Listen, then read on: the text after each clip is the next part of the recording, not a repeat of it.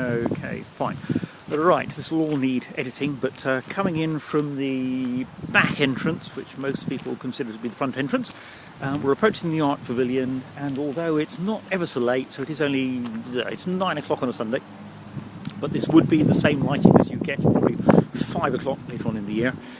There is, as you can see, nothing to indicate that the Art Pavilion is here. There is some lighting. The lighting outside the Art Pavilion is nil. If we nip up the side of the Art Pavilion, so if we're going to try and keep this open for many hours during the winter, then in actual fact all of the poles, I'm going to say, the wooden stays, whatever you call them, across the top of the Art Pavilion, there is a light on every fourth one, I think, if not third one, and you can't see anything. Obviously here we are, well, in fact you can't even see that because those would be the skylights. So yes, the Art Pavilion should be lit at night and not just only as a pathway. We're now going to come into the area that is lit. At this point, it's the path that crosses over the top of the Art Pavilion. And this is interesting because the path to the left that you can't see is the most direct route to from Mile End Tube Station. So we'll deal with that on another trip. But I'm now walking into a lit area. It's actually inconsistency in the type of lighting that we've got, and QMC might disagree with all of it because of their observations. However, we are now into a lit part of the path, and in fact a major lit part of the path, because QMC light the far side of the canal, basically up to the green building. So those lights are shining across the canal from the green building. And we're now in the overhead lighting area. Again, this is just going to be a voice track rather than anything that's useful, because we're now walking around the perimeter of the art hill. So we've joined the lighting that is here. The wind has got up, so hopefully you can hear what I'm saying. So yes, right-hand side we are lit. In terms of making this a useful route, so that people would use it in the dark, there are certain things that could be done with lighting, none of which are expensive. Well, depending on what you mean by expensive, I guess. So I now have a choice, because I'm going around the art hill. I'm not going to choose to go round and out by the bus station. I'm going to take the other route, which is not the canal route. So this is now the short stretch of road. And as you can see, it's actually quite dark, which will take us past the lock.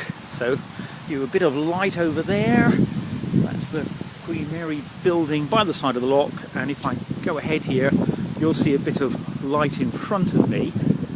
So I'm doing what is less than 50 metres, but it is actually unlit, and it's this, well, in fact if I turn here, directly in front of me, which is the tiny bit of light to the left, is actually the light shining on the back of the new globe. Across, if I pan round, that's the outside of the school building, I think. And if I go round there, in the distance, those lights, albeit it is only 150 metres away, is the bus stand, which is effectively the main entrance to the park. So, walking along, we're now coming up to the edge of the school. But down on the canal, in actual fact, not apparent from this, but the other side is quite well lit, and this side could be well lit because we are only talking at most 100 metres, maybe 200 metres at most. And across on the left is the school, which actually is well lit. We're now in the dead end bit, which is by the school, and now I'm walking towards the Mile End Road, and over here all of those lights are the far side of the canal, which is amply lit for anyone from Queen Mary College. I'm pausing because this is down below, not obvious, so I'll do this again in daylight. This is the path that you would come along if you went down the steps at the bridge. So all of this needs to be signposted slightly differently and made slightly less intimidating. So this is actually going to end up being a voice track rather than a video track, effectively, because you're just going to see dots of light. We're now at the New Globe, which is a bit of a wasted opportunity because the New Globe has, as you know or don't know, the area. Well, in fact, I'll try and have a look, because we're at the top of the steps by the bridge, and down here, which you can't see at all, is the area of the tables underneath a sign of the New Globe, and this should be a fantastic outdoor area as a stop on the way to the Arts Pavilion, or indeed further on, but maybe that's a different project. So yes, I am now, where am I? I am back on the Mile End Road. Hey, there we go, and now we've got some pictures to go with the voice track.